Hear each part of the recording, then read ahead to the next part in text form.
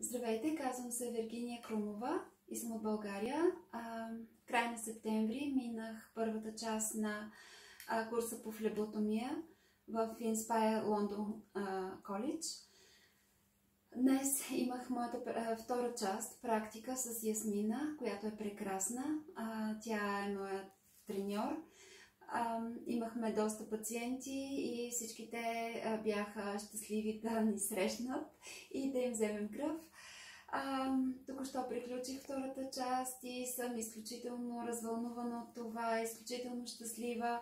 Горещо препоръчвам този курс на всички, които искат да подобрят своята квалификация в сферата на здравеопазването в Англия. Ще бъда изключително щастлива, ако разбера, че сте гледали моето видео и сте се записали в Inspire London College, защото те са наистина прекрасни хора. Благодаря ви!